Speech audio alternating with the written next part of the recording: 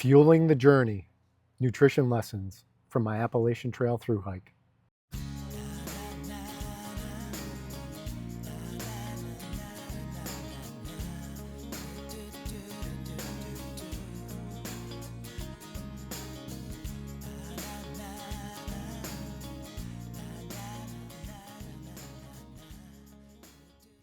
Hey everybody, welcome to the channel. In 2025, I thru-hiked the Appalachian Trail from Georgia to Maine in a traditional no-bow hike. It was one of the most incredible experiences of my life, but I also made a lot of big mistakes. One of them was I didn't eat enough. My nutrition was not up to par. By the time I reached Vermont, I had lost 27 pounds and my energy levels were very low. In this video, I'm going to share with you what I did wrong, what I learned, and how I finally figured out how to fuel my body for a 2,000-mile trek. When I started in Georgia, I wanted to keep my trail food simple and quick. I wanted to make sure that it was light, fairly inexpensive, and that it was easy to make. It didn't take too much time or too much fuel to cook. My food bag was filled with things like instant oatmeal, ramen soup, peanut butter, instant potatoes, Pop-Tarts. And for my meals, I was relying solely on dehydrated backpacker meals like from Peak or Mountain House. And, after being on trail for a number of weeks, I wasn't hungry. I mean, I never got the hiker hunger that most people get when they do a through hike. And so because of that, I think in part, I just wasn't eating enough. By the time I reached Virginia, I was dragging. I'd wake up in the morning feeling tired. I would feel fatigued during the day. The climbs were harder. And I just knew I wasn't getting the recovery that I needed because I wasn't getting the nutrition that I needed. It wasn't until I looked in the mirror when I got home into Massachusetts, when I did the Massachusetts section, that I realized how much weight I had lost. And that's when I started asking myself, how do I actually fuel for something like this? It was a little late in the game, but still it was a question I asked myself. Once I really thought about it, I realized that through hiking isn't just walking or hiking. It's actually it's an endurance sport. And I wish I had taken more time before I started my hike to think about my nutrition needs, how many calories I was actually burning per day on average, and what I actually needed to do to try and put back as many of those calories, carbs, and fats as I could.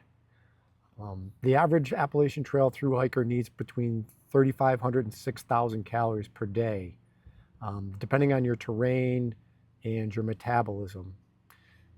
The average through hiker, burns around that number. Sometimes the estimates are even higher depending, again, how many miles you're doing, how heavy your pack weight is. It could be, between 6,000 and 10,000 calories if you go online and do a little bit of research.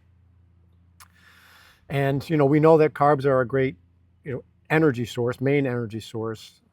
Think things like tortilla shells, rice, energy bars. We know that protein is important for us for helping repair our muscles. I was from the beginning using tuna packets and a little bit of jerky, but what I ended up introducing at some point were actual protein powders, so that I could increase my protein intake. Fats also huge, right? Fats, they're calorie dense and they're long lasting. Things like olive oil, nuts, and peanut butter. I had been using peanut butter from early on in the hike, but then eventually I ended up adding olive oil and nuts, whole nuts, like macadamia nuts, cashews. I was very surprised to learn that the amount of calories and the amount of fats that you can get from those nuts in small amounts. A quarter cup has a lot of nutrition in it. The other thing that I wasn't doing enough of was hydration packets. I felt like I was drinking enough water on trail, but once I got to the warmer temperatures, I realized that I wasn't wasn't using the hydration packets enough. It's not enough to just use one a day.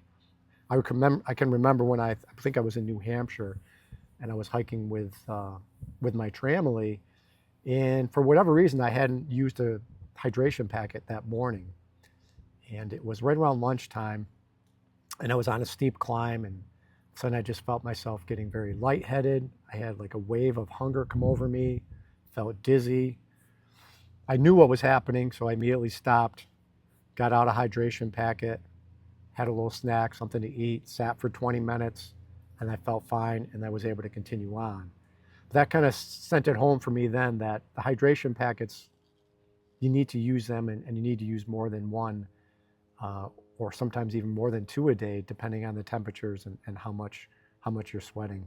I wanted to talk about cooking and how you store your food, because cooking and storage is half the battle.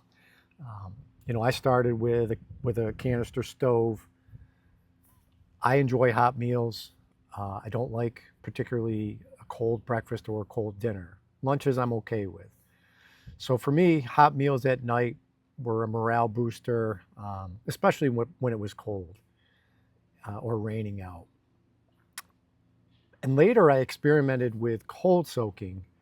And you see a lot of people on trail playing around with cold soaking. Some people, that's their main source of preparing their foods, is the cold soak. But I just played around with it a little bit. I did cold soak some oatmeal in the morning. It allowed me to get an earlier start. I didn't have to wake up in the morning and prep my water to mix with my oatmeal. It was more of a ready, because I would make it up the night before, so it was just ready to eat and to go. But my advice to you would be, if you love a hot meal, bring a stove. And if you don't, go stoveless for your meals. But even if you're just primarily using your stove, I would still learn how to cold soak, and I would have several different dishes that you like so that you can stay flexible, because you're not always going to have access to fuel. You might run out of fuel. And if you have something you can cold soak, that's a meal that you can have rather than just taking out your leftover energy bars, or maybe eating the next day's energy bars because you ran out of fuel and there's no one you can borrow some fuel from. As far as storage goes, I've talked about it before.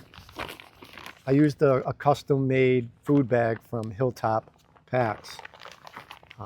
It's a great company. I joined their affiliate program shortly after I returned home from my Thru-Hike. I'll put a code below that you can utilize to get a 10% discount if you want to buy anything from Hilltop Packs.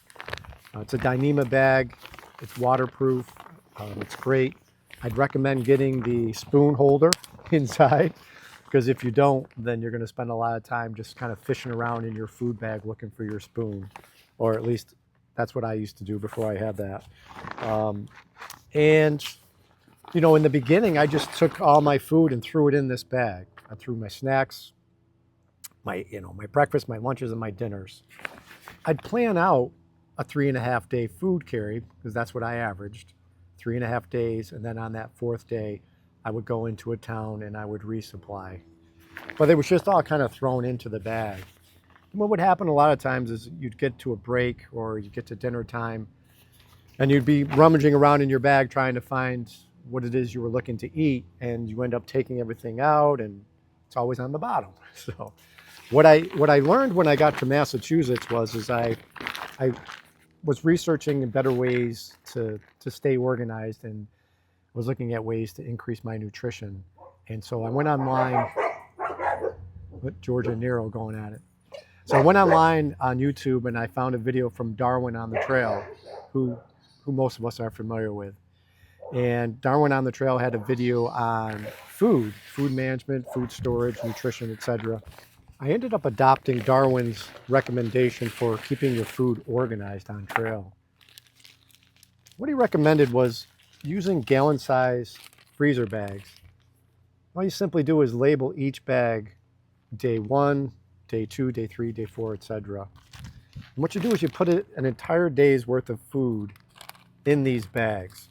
So you put your coffee, your breakfast, your snacks for the day, your lunches and your dinner. And what that allows you to do is you can depending how attention to detail you are, you could literally count exactly how many calories, how many protein, how many carbs you have in your food for the day, or you can just estimate it. But what it allowed me to do was to visualize the food that I had for a day, and I would estimate how many calories, how much protein, how much fats I was getting for that day. And what this allowed me to do was, get between 2,500 and 3,000 calories per day in this bag. And then when I got on trail and I started hiking, and it came time for lunch on day one, I'd simply pull out day one bag, grab my lunch, and eat it. And it was much more organized. If I was having a hard time finding something, like my olive oil, I would keep separate from my bags if I wanted to get that out. It was real easy just to remove the 4 bags, put them on the ground. It didn't matter whether it was dirt or wet. Wasn't coming into contact with my food packaging. What allowed me to do at the end of my day is I could look at the bag and I'd be like, geez, I didn't eat all my snacks for that day, or I didn't finish my lunch for that day. And so I knew then that I was behind on my calories for the day. And then the next day I would try to eat that and then make up for it. I can't say that I was 100% on finishing 3.5 days and having 0 food left, but I was on more than one occasion in that situation where this helped me stay organized and helped me stick to my eating plan. And it was a little nerve-wracking at times, but yeah, I would show up on day 4 with just breakfast, snacks, and a lunch for that day. And then I was literally out of food. Sometimes that would make me a little nervous. Eventually I ended up throwing in an extra meal or 2, just in case I, for some reason, due to weather or another situation, that I was going to be on trail for that extra on that 4th day, so that I had a little bit of extra food. If you're planning your own through hike, I would say here would be my top tips for you to keep your energy up and to keep your pack light. I would eat early and eat often. Don't wait till you feel hungry before you start eating something, because then you're playing catch up. The same with hydration. Choose calorie-dense foods. Remember, fats are your friend. So foods that are high in fat, particularly the nuts, the olive oil, stuff like that. You want to dial in your food system, preferably in a shakedown hike before you start. It's not something I did, but it's something I would really recommend you do.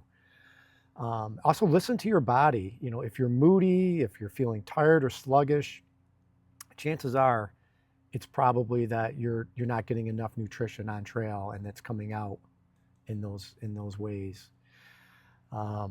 Enjoy the process of cooking too. Eating on trail can be a highlight and not a chore. I saw many people on trail just really getting into cooking. I'll never forget the night that Hydro, I watched her. I did a video of it and put it in my video. She actually packed out an avocado and cheese and bread and I think a tomato, and I watched her for 25, 30 minutes make a grilled cheese with all that on it, and it was just awesome. And again, you should do that. You should enjoy cooking when you can. A lot of nights you're just looking to get into camp, boil the water, put it in your dehydrated dinner, and just get yourself to bed. But you can enjoy the experience.